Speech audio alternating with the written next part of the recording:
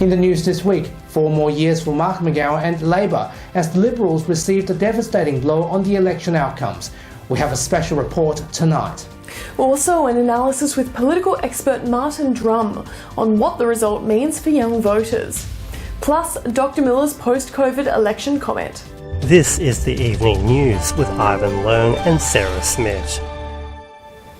Good evening. The state elections saw the WA Labor Party sail home to a second term in a landslide win.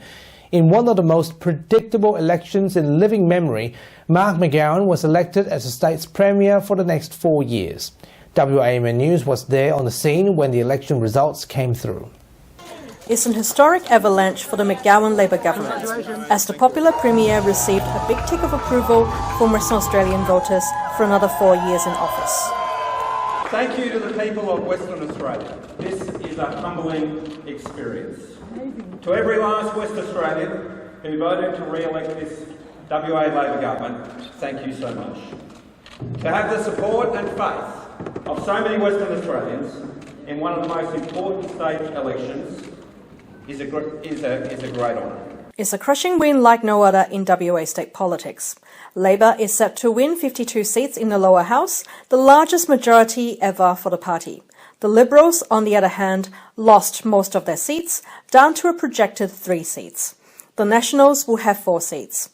Addressing his party faithful at Labor HQ on election night, Premier Mark McGowan, accompanied by his wife Sarah and their 3 kids, thanked voters for their support and promised to govern for all Western Australians. Putting West Australian jobs first, our world-leading financial and economic management will continue.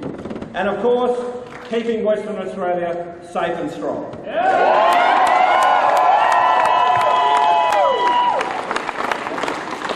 When asked by WAMN News about what his priorities are for Western Australian young voters, the Premier says jobs and training will be the focus, and less TikTok videos too. So what do you have to say to young voters who have supported you all the way along? I'm very grateful. I'm very grateful to all voters who supported us. What's your assurance to them then for the next 4 years? That we'll continue to deliver good government and make sure that important things like training are part of our priority.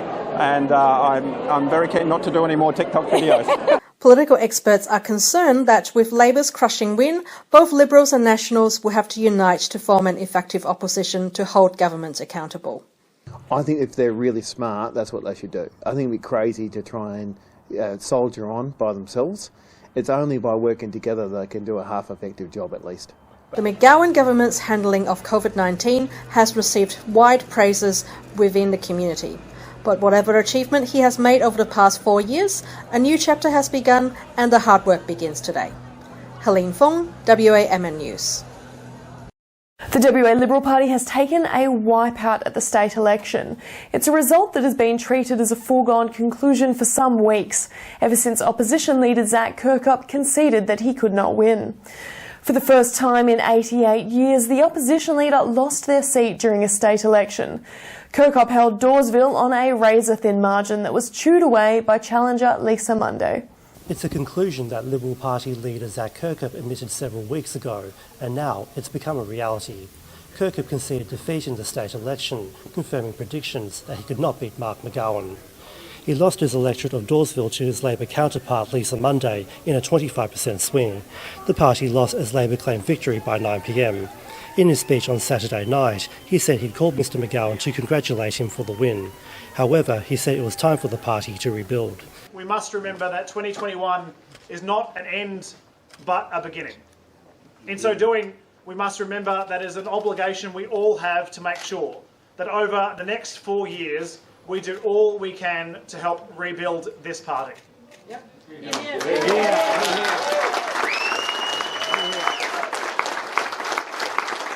Mr Kirkup will now leave the political arena, stating he will not continue to seek office for the party. He says the next 4 years will be difficult as Labor holds a parliamentary majority. But he promised the Liberal Party would continue to hold the returned government to account, no matter how small the Liberals' numbers.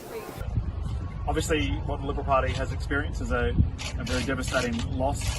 The latest brief that I had this morning is that we hold what's projected to be around 8 seats, possibly up to 12. With this election loss, Zac Kirkup becomes the first Liberal Party leader to lose his seat in 88 years. Nelson Liu, WAMN News. Meanwhile, the minor parties were also in play in this election, aiming to take out as many upper house seats as possible. One Nation and the Greens were both working hard throughout the election period and celebrated the end of a hard fight. But for the Greens, it's actually been pretty pleasing. Our votes held up pretty well so far, and we're still in the running. Look, I think there's probably more than many of the other parties can say tonight, which has seen this extraordinarily McGowan Avalanche kind of wash over. So I'm pretty happy with how we're sitting. We can't claim victory yet or anything like that, but certainly it's going to be a few days, maybe even weeks before we know the result. Yeah, it hasn't been a good election for us. We've lost a few percent.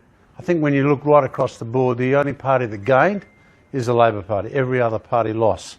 So it's not been a good election. That's, to say the least.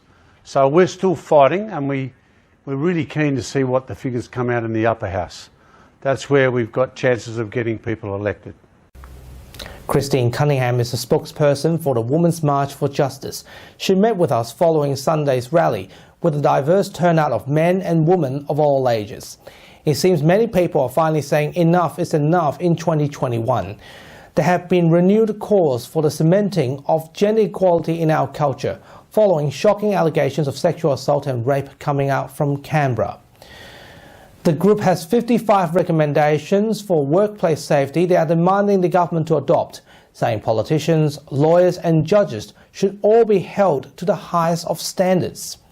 Ms Cunningham has been rallying for many years and is frustrated that women are still subject to safety issues and inequality. Well, look, I'm getting close to my 50th birthday, and for my entire life, women have been second-class citizens, and we're just saying, why do we have to keep coming out and rallying for the same sort of things that I was being told in my childhood we were going to fix? Men and women, everybody, all humans are equal, and we just want to be treated equally. This week, Professor Fiona Stanley was a leading voice at a rally to urgently petition the state government to protect what's left of WA's native forest in the state's southwest. WA's southwest Karri and Jarrah forests are globally recognised by diversity hotspots, and the Forest Alliance says we've lost 90% of them over the last 150 years. The rally took more than 29,000 messages to Juma House, calling for more protection of the forests, and organisers are hopeful that parliamentarians are listening. Every day in the southwest, 10 football fields of Jarrah and Karri forests are still being logged and cleared, and 85% of the wood that comes from those forests is still going to wood chips, firewood and charcoal for silicon manufacture. Today demonstrates the really widespread support that exists in the West Australian community for these forests to be permanently and securely protected. Mark McGowan has unveiled the new Railcar manufacturing facility in Bellevue, returning trains to Western Australian production for the first time in 30 years.